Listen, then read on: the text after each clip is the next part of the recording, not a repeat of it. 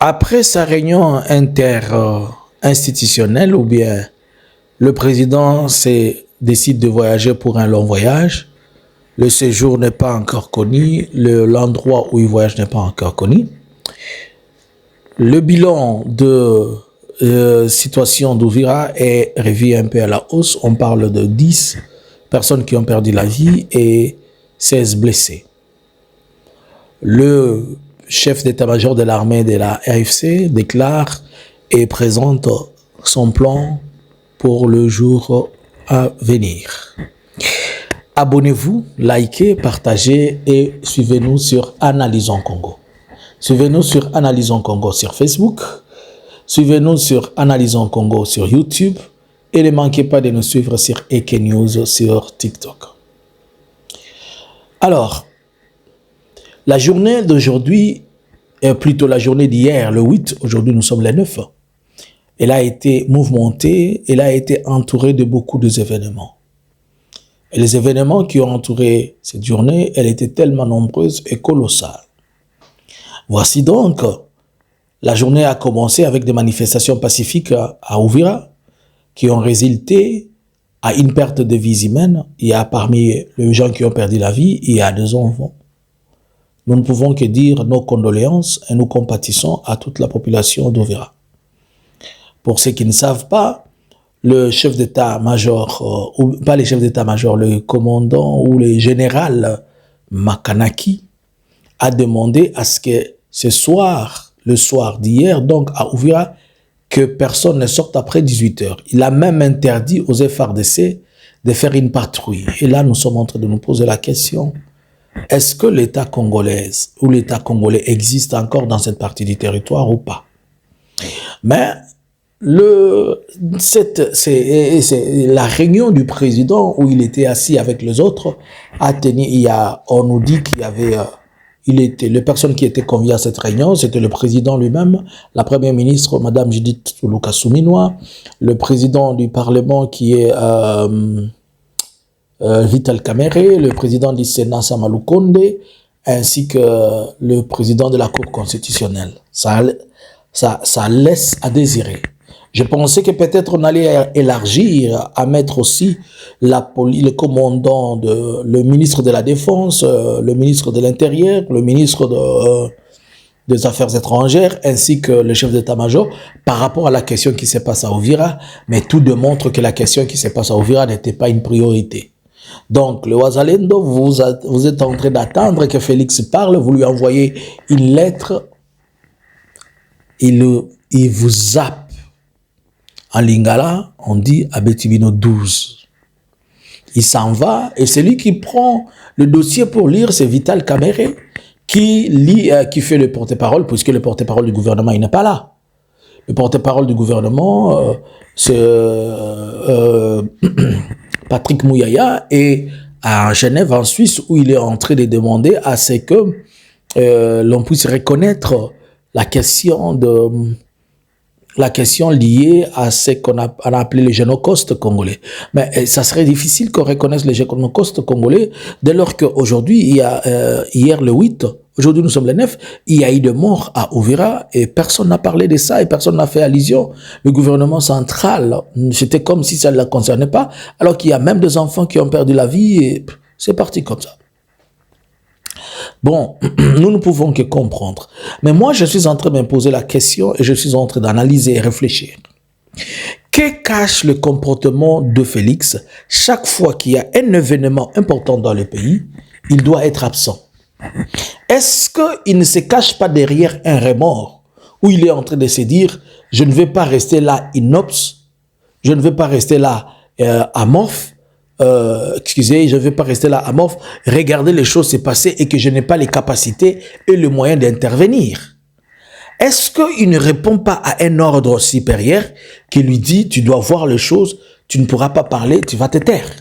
Tu vas voir les choses, tu ne pourras pas réagir. » Est-ce que c'est lui-même le problème? Chaque fois qu'un événement important veut arriver en RDC, il doit être à l'étranger. Il doit s'arranger, soit ça les trouve à l'étranger, il doit voyager un jour avant ou bien pendant l'événement. Tout ça pour éviter que peut-être une réunion de crise soit mise en place, qu'on lui pose des questions et il va aller quand la situation se temporise, il revient encore en sapeur-pompier et il vous dit j'ai quelque chose, alléluia, quelque chose. Que cache réellement le comportement de Félix? Nous y arriverons un jour, on connaîtra. Puisque c'est lui qui est l'auteur de cette crise. Vous vous rappelez, nous avons vu des images de mamans qui sont porteuses d'armes, en pagne, mais elles portent d'armes. Et nous étions en train de dire, toutes ces armes qu'on a distribuées, qu'on ne sait pas contrôler, aujourd'hui se retrouvent dans les mains même de mamans. C'est-à-dire nos mamans même à la cuisine. Tu es en train de cuisiner, mais keba, maman ya est, comme vous avez kalachnikov na ta chambre. Mère azana kalash na e pezana, mère azana moto na e moko peza che mastor koto, so que les gars pelissent lui moto. Bokeba, makamwe comme compliqué, maman ba comme kotambola na minduki en plein ville. En plein centre-ville, c'est-à-dire, la situation est compliquée. Mais qui est le responsable de ça? C'est lui qui avait distribué ces armes. Mais je suis en train de me poser la question, que cache le comportement de Félix? Demain, aujourd'hui, il est prévu un match au stade de Martyrs. Les billets sont vendus dans tout Kinshasa. Alors que le football, c'est le loisir le plus préféré, puisqu'il appelle même le joueur même à distance. Comment un match si important doit être organisé et l'activité la plus importante pour Félix, il s'en va. Quelle est la chose la plus importante qui le tient à cœur, qui lui laisser un match de football, laisser les morts et partir? Est-ce que quelqu'un peut utiliser son tibia? Est-ce que le tibia ici travaille? Il fouille quoi? Quel est l'effet qui est derrière lui? Est-il malade? Est-ce qu'on lui a dit qu'il va mourir demain? Il a dit qu'il a fait un long voyage. Peut-être il est parti encore rencontrer ses marabouts, je ne sais pas où. Un long voyage. Est-ce que c'est un rendez-vous avec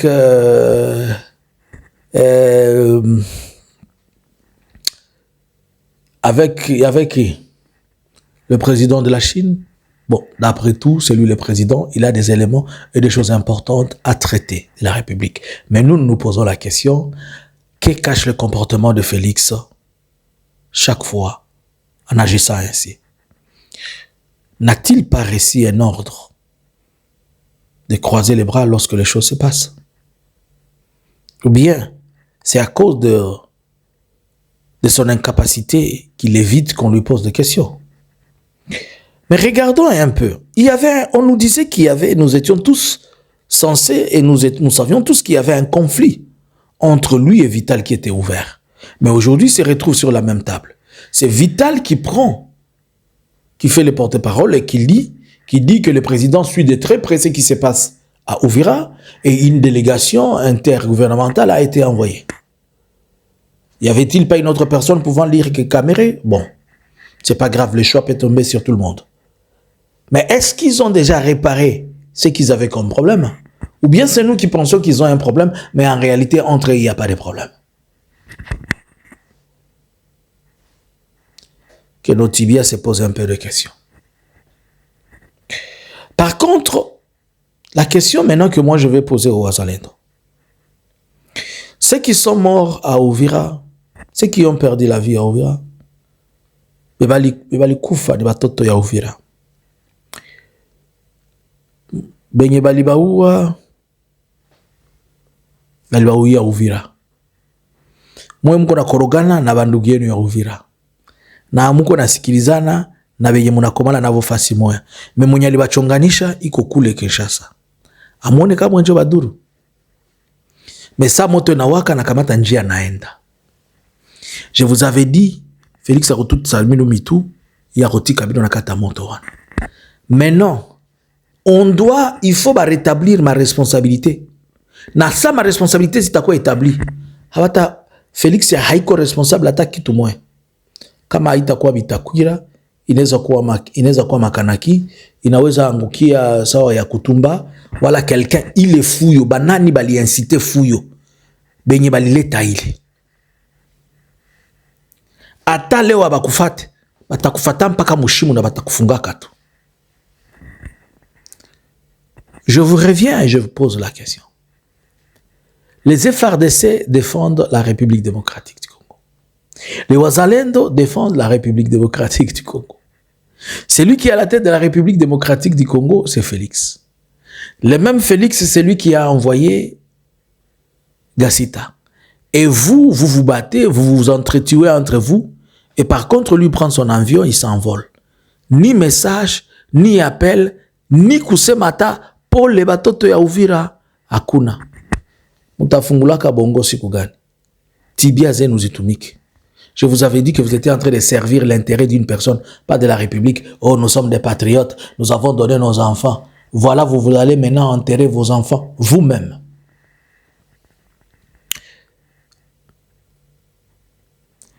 Y a-t-il à ce point-ci un conflit entre Vital et Félix, ou bien leur conflit a été dissipé? Mais pourquoi donc Félix va faire une réunion et il appelle juste les organes représentatifs à un plus haut niveau de la République? Qu'est-ce que cela veut dire? A-t-il déposé une démission? Qu'est-ce que cela veut dire? A-t-il déclaré laisser le pouvoir répartir en paix et que les autres traitent de cette question? Ce n'est pas dans la culture de Félix quand même. C'est un louba, il ne peut pas faire ça. Mais à comprendre le fait qu'il a appelé ces gens, ça pose beaucoup de questions. Ok. Il y a eu le général Sultan Makenga qui a parlé de quelque chose et ce qu'il a dit a créé pas une psychose mais des questions, il a créé beaucoup de questions dans nos têtes. En fait, comme vous le savez, il y avait la formation politico-militaire. Vous ne pouvez pas devenir cadre dans la FC M23 si vous n'êtes pas passé par le COSI, qui est c'est comme un baptême pour devenir un vrai croyant ou chrétien. Ce qu'on appelle les politico-militaires, ça prend 2 semaines. Et c'est pour les cadres civils, pas les cadres militaires, à qui on dispense la vision du mouvement, pourquoi ils sont là, qu'est-ce qu'ils sont en train de faire, l'idéologie et tout ça. Et quand ça finit normalement, on fait une cérémonie solennelle et on leur discerne un certain brevet ou des titres reconnaissants qui sont passés ainsi. Ces gens-là, ils seront à tout moment lorsqu'il y a un boulot, ce sont ceux-là qui sont les prioritaires. Je vous dis tous les jours, vous restez avec vos diplômes à Kinshasa, vous restez avec vos diplômes en Europe, mais quand vous allez les voir peut-être arriver à Kinshasa, vous serez les premiers à courir, venir dire « Oh, nous venons trouver du travail ». C'est maintenant que vous devez vous identifier là-bas. Je ne suis pas en train de faire leur sensibilisation ou je ne suis pas en train de communiquer pour eux, mais je vous informe comme les choses se passent dans ces systèmes-là. Allez faire le politico-militaire, même si vous n'allez pas rester, mais avec votre politico-militaire, ça peut, si vous aspirez à travailler un jour avec eux. Je ne communique pas pour eux, je ne travaille pas pour eux, mais je suis un analyste, je te fais vous comprendre comment les choses se passent.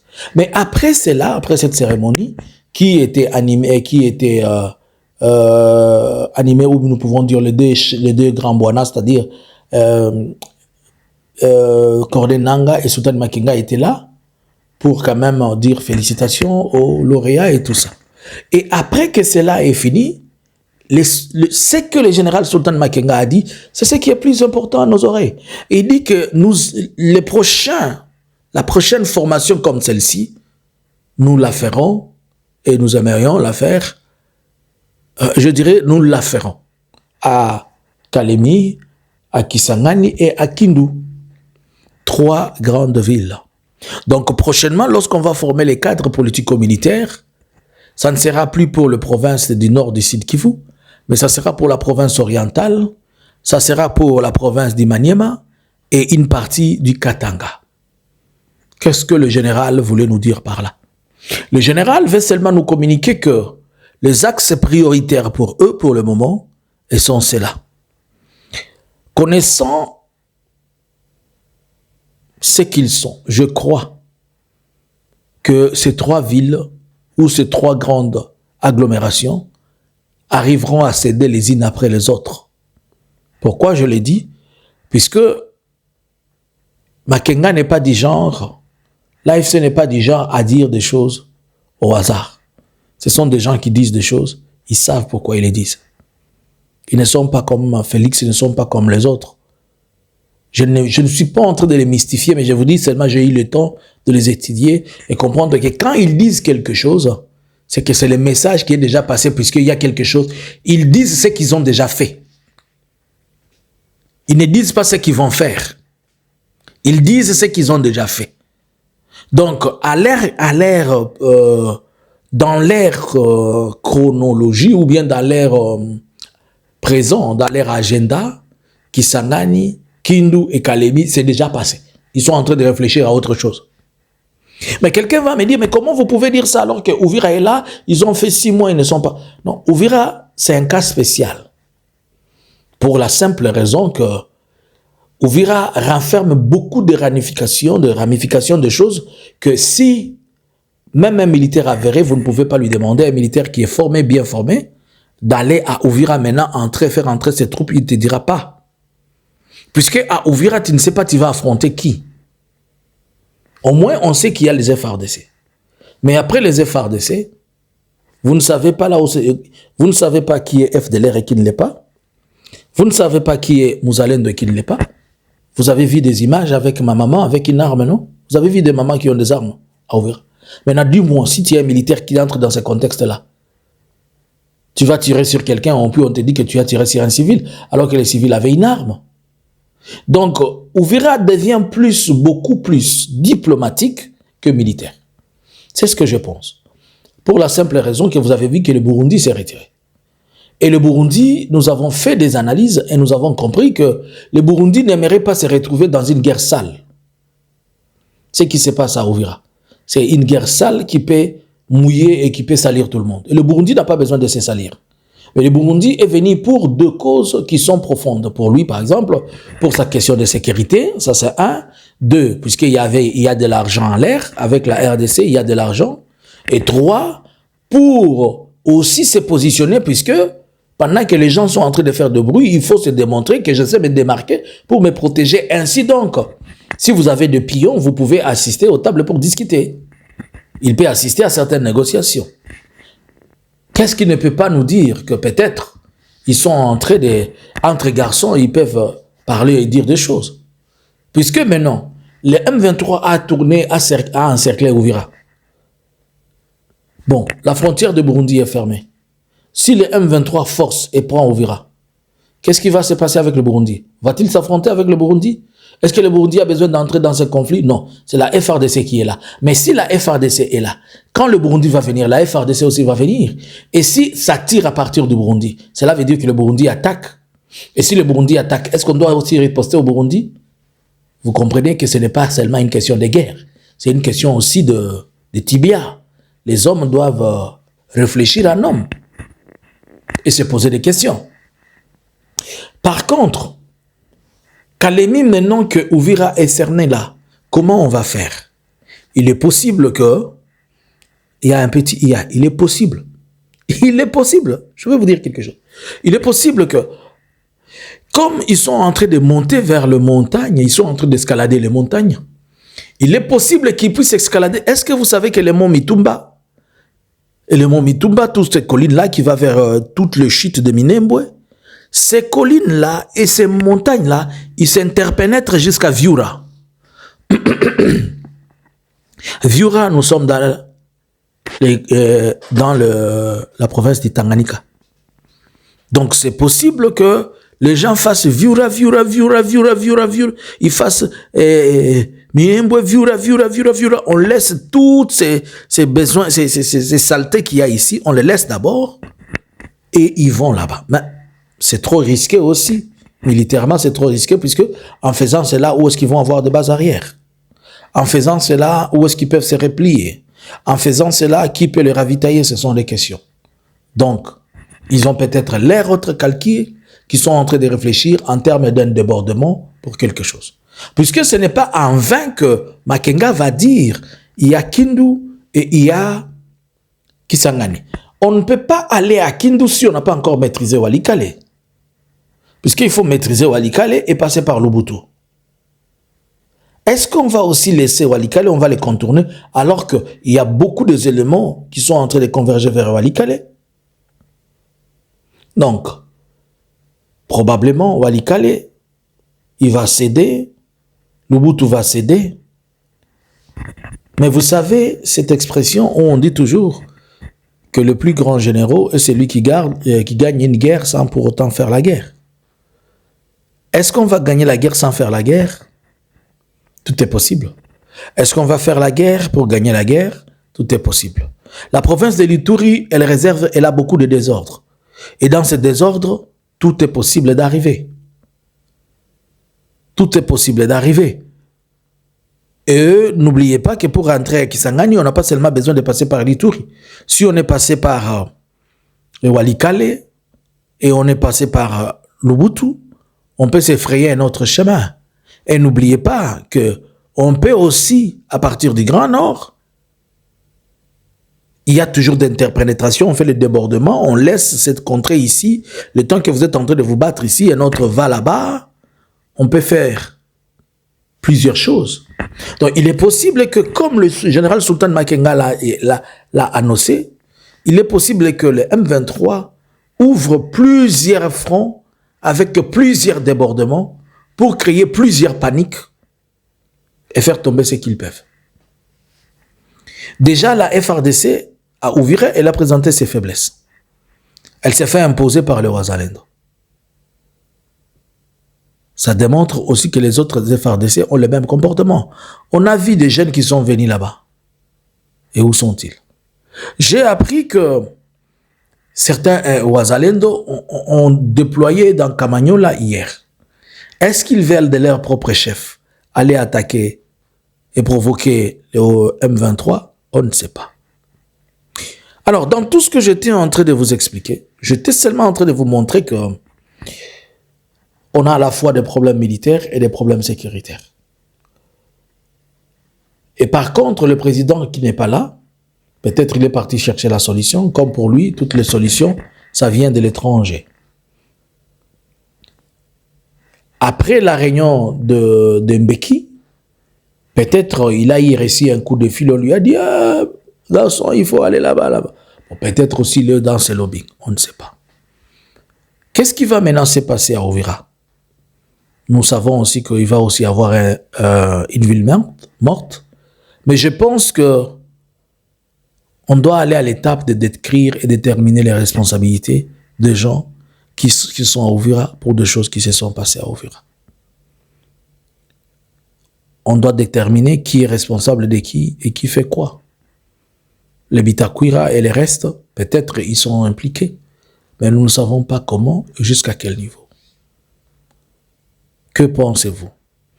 Le président Félix devait-il voyager pendant ce temps ou il ne devait pas? C'est son droit le plus légitime de voyager. Alors qu'il y a de la matière, le Parlement qui doit commencer avec son vote de budget, Uvira qui est devenu une casse-tête, les Mobundo de l'autre côté, la situation de, je ne sais pas, remplacer Kamere ou pas, la situation de Constant qui est toujours constante, et le président s'éclipse. Fuit-il ses responsabilités? Va-t-il à l'hôpital, il est malade? Va-t-il se reposer? Il y a quelque chose, nous ne savons pas. Pendant que le pays est en feu, Félix préfère aller en voyage. Selon vous, il fuit ou bien il va travailler? Bonjour, bonsoir. Analysins Congo subscribers.